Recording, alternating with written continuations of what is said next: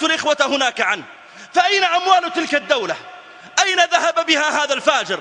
بل زد على ذلك أنه كان يضيق على الناس في أرزاقهم، وكان يقتلهم تقتيلا.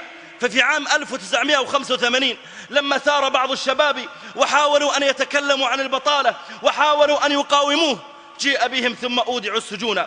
ثم صار في رمضان يجاء بالشاب وقد قيدت يداه خلف ظهره وقد قيدت رجلاه، ثم يجاء به بحضور أهله جميعا، على رأسهم أمه وأبوه، وعلى مشهد من الناس والكاميرات تصور، ثم يجيء بجنديين ويلفان حبلا على رقبته، فيشده هذا من جهة وهذا من جهة، ولا يشنقه شنقا على المشنقة حتى لا يموت عاجلا، إنما يريد الموت أن يتسلل إلى كل خلية من خلاياه.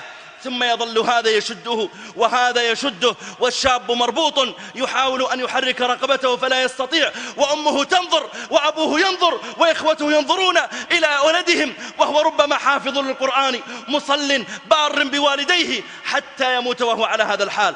ثم تؤمر أمه أن تقف عند رأسه بعدما مات وتزغرد إظهارا للفرح، وأن يرقص أبوه عند رأسه إظهارا للفرح، يؤمرون بهذا ويلزمون به إلزاما.